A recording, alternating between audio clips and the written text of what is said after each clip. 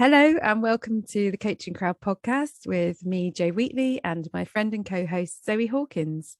Hi, everybody. Thanks for joining us again today. And this week we are talking about overcoming barriers to learning. And the reason we're bringing this to you today is because obviously we are educators. We spend a lot of time training people and helping people to overcome their individual barriers to learning through our training programs.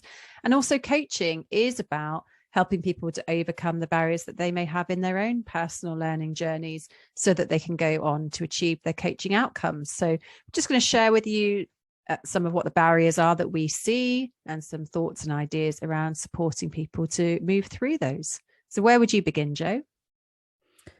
Well, when we were talking earlier, we created quite a list of barriers or potential barriers to learning. Beliefs, I think, covers quite a few of those. So people have beliefs about their capability. So whether or not they believe that they have the intellectual capacity or capability to be able to do something, whether they have got the capability to fit it into their lives, what they believe about the safety for them of entering into for us, when we think about our coaching training programs, entering into that learning environment. But if we think about it in the context of a coaching conversation is a space for learning. It's about learning about self. It's about learning about our place in the world, our identity, how we relate to others, how we relate to the wider world, and the idea of shifting our identity in some way can feel very unsafe. So our beliefs about safety will naturally determine whether it's a barrier for our learning or an enabler. And also, I think our beliefs about whether we fit in, whether we belong, whether we perceive ourselves as learners. It's probably a good place to start. And I think you picked off some really meaty ones to start there. I did. And I think you did. And I might rewind a bit and actually say that many of the barriers to learning are invisible. So, being able to start with beliefs, there's an assumption there that the learner is going to perhaps know that the beliefs they hold, whereas actually many of these are going to be unconscious. It's highly unlikely that everybody coming in to learning or returning to learning will have a very clear idea of the beliefs that they're going to come up against or what is holding them back from stepping into that learning space in the first place. And I think as practitioners and coaches, we can help our clients to identify what is the resistance. Like I hear that this is important to you. What is it that you're coming up against that might be in your way, and really helping clients to make contact with those pieces that are in the way, because it's those pieces which are likely to point to beliefs. And I think that safety that you mentioned is a really big one, because it might not just be about the safety of learning and belonging. It might also be, what does change represent? So if you are in a here and now, it's predictable. You know who you are in this space, you know who you are in the communities that you belong to. And if you desire to make changes, you might want that with every core of your being. And yet, if you are to embark on that goal, and that is going to mean change for you, you may not be able to know, who am I in this new reality that I plan to create? And that can be really unsettling. And, it's somewhere in your unconscious be like, that doesn't feel safe. I'm not going to go there. And so as coaches, when we hear clients, talk animatedly about their goals, also acknowledge there's probably resistance in there, on some level. Perhaps their goal isn't as big as what it could be, because there's a resistance to making it even bigger, perhaps due to various emotions that might invoke. So they're talking around the houses, but I think just acknowledging that actually a lot of the resistance and barriers to learning is likely to be unconscious for our clients.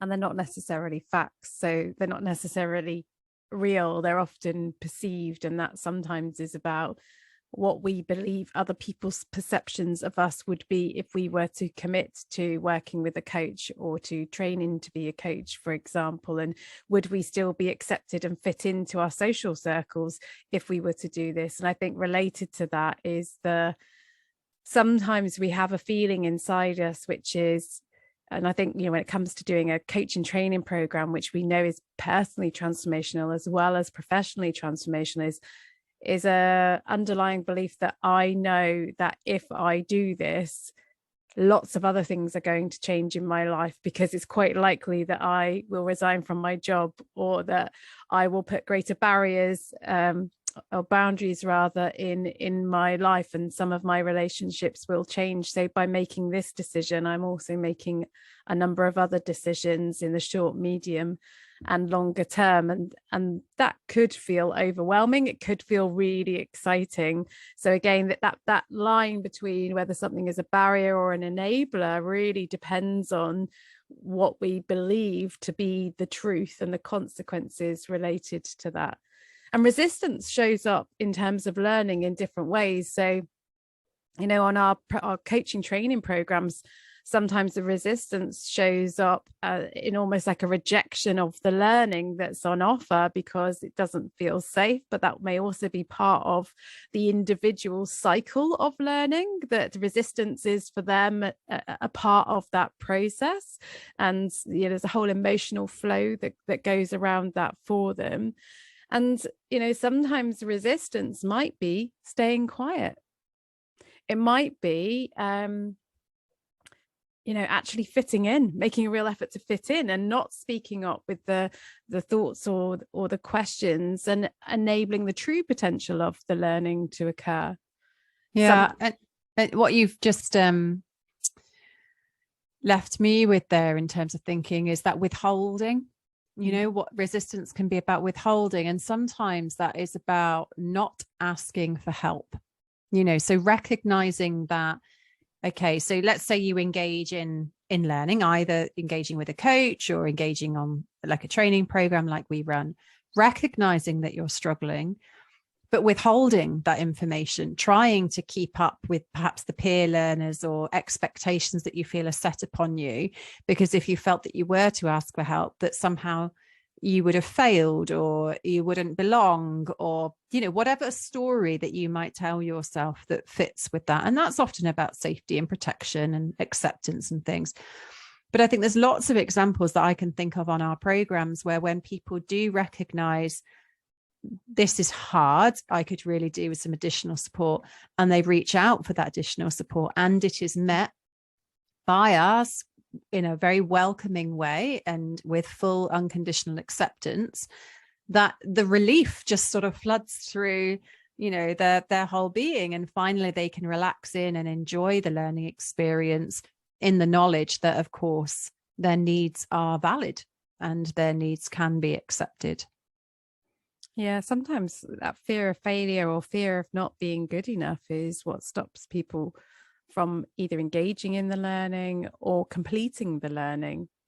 So you might have a client in a coaching relationship, and they might actually withdraw from the coaching relationship because that fear has become so big for them that there's almost a rejection of the learning and all of that would entail. And I think, in our coaching programs, it's about acknowledging that that's where we spend time creating and building the psychological safety within the group and the understanding of that emotional experience that people are going to go through, that it's going to be all of the emotions at different points on the program. And as you said, so they are all valid.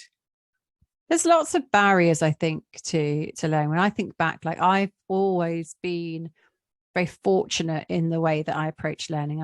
At school, academia came easily to me.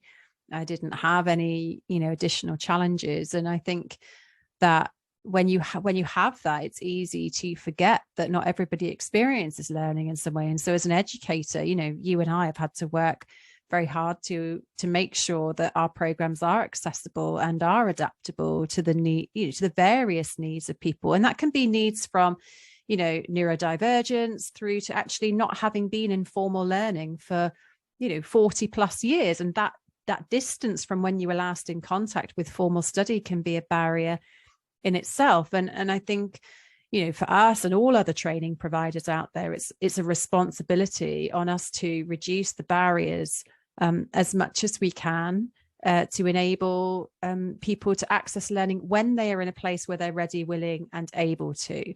And now, of course, other practical barriers might be around time and finances, and there's less we can do with those. But I think in terms of the ability to have the opportunity to engage in the learning process, in the learning programs, and to achieve the goals that the learner sets themselves, that's something we're very passionate about in our business.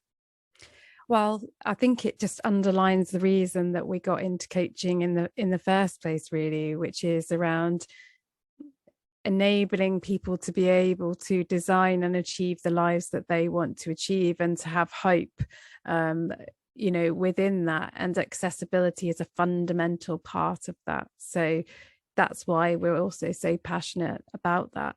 And even in that practical sense, we were talking earlier today, weren't we, about we'd had an inquiry from somebody in New Zealand that wants to do our courses, and when we looked at the timings, our courses are not available at convenient times. And so we're like, right, okay, what can we do about this to enable somebody to be able to access it? How can we put on a program, and what would we need to do to make that viable option for us? So I think part of it is always having that open heart ourselves, and that willingness and excitement about learning and growing and developing, and being able to look inwards at ourselves as we go through that process, because it enables us to connect with more people as well.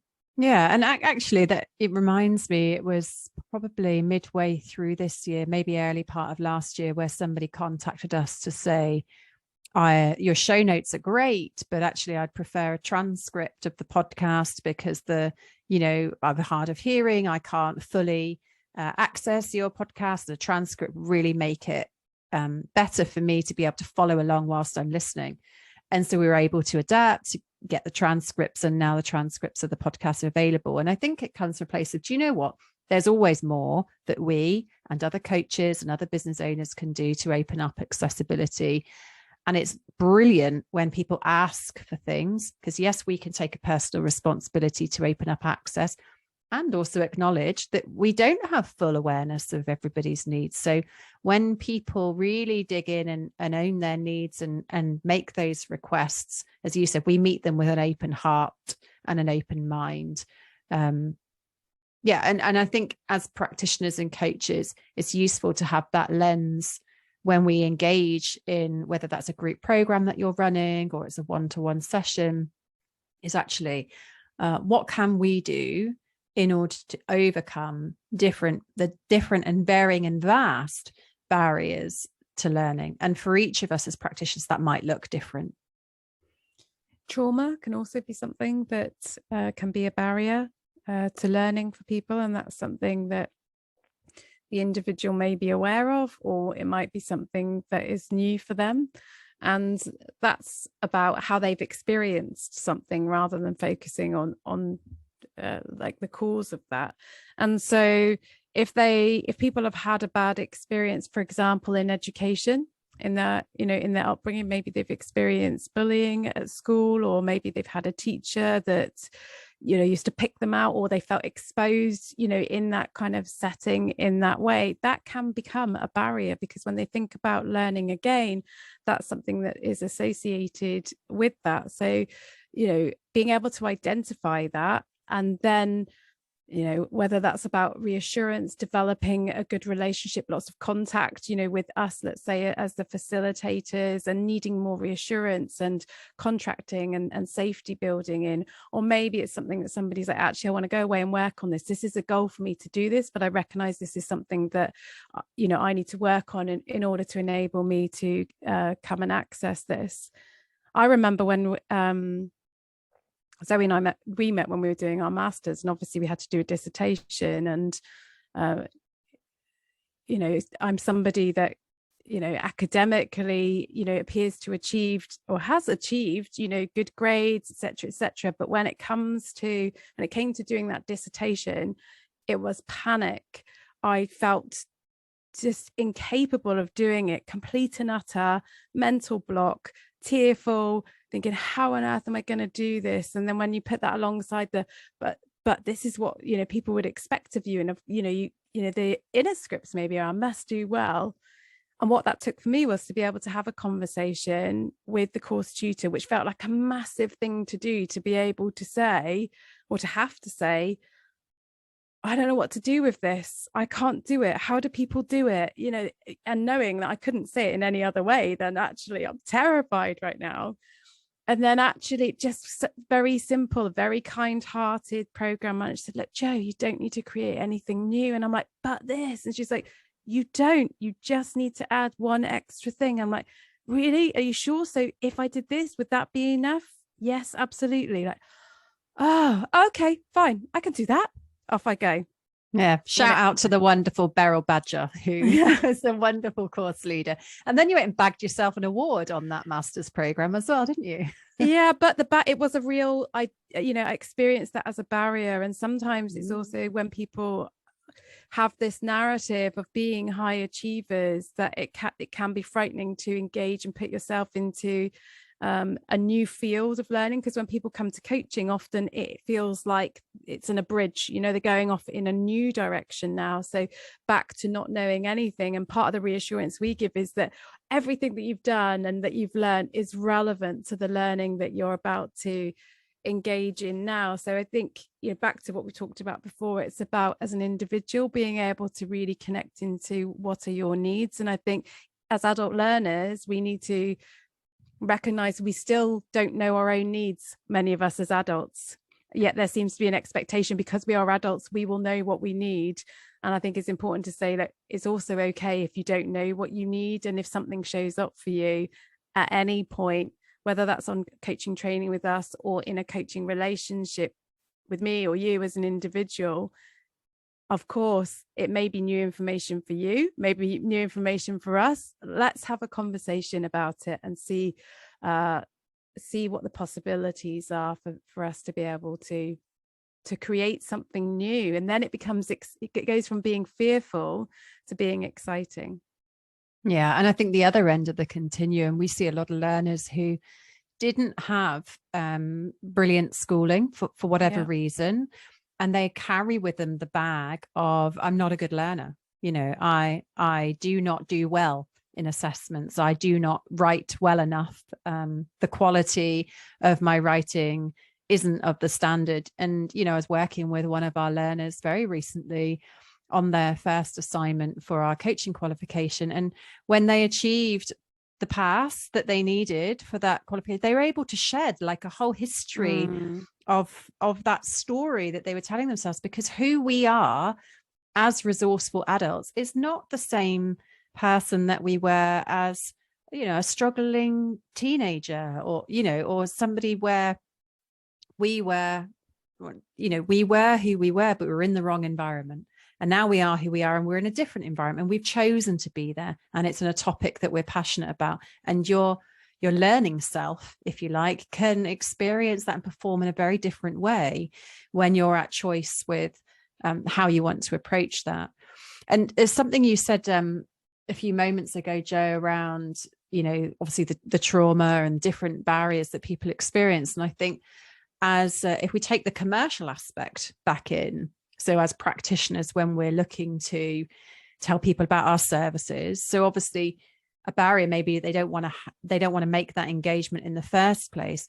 I think that's where free resources come in. So things like this podcast, free downloads from your website, our YouTube channel, Facebook groups, you know, however you build the structure of your business, that is about removing barriers to entry. It's about people being able to develop trust and confidence in you as a coach, in us as educators, to think, yeah, do you know what? I think these are the people who can support me with my goals, with my learning journey.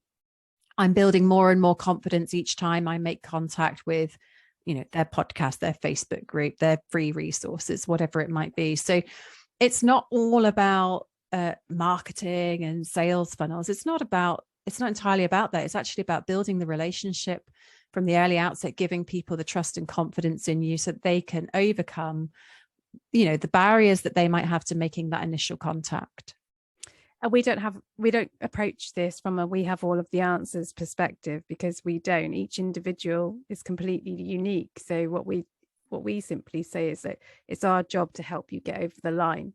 When it comes to the coaching qualification, that's our responsibility, to help you and to be that portal between the accrediting bodies and what they require and you as the learner. And we really want to make it as simple as possible, as streamlined as possible, so that it can be the most enjoyable experience, that it's not a tick boxing exercise, but actually that what you're doing along the way, you understand the purpose of it, how it is supporting you to become a great learner. And we will be side by side with you as you go along that way. However long it's going to take you, we'll just break it down bit by bit, so that you're feeling, that progression. And as you so beautifully described, so that in the end, actually, that some things can kind of melt away.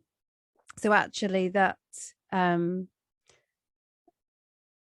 what the person wants to achieve and what they do achieve ultimately ends up representing so more than they ever realized it could be and would be for them in the beginning. And then that's where we've got the beauty of learning, because learning is so much more than learning the thing or the fact or the skill itself. It's about how we enable learners and people that connect with us on our programs to find the joy in the learning process itself. Yeah, absolutely. So if any of that reassures you and you think, yeah, let's give some learning a go this year, then come and check out our website, where you can find details of our courses at igcompany.co.uk. And if you're already a coach thinking that some CPD activity is what you need to ignite your inner learner, then come and take a look at our website again, which is igcompany.co.uk/emotions coaching.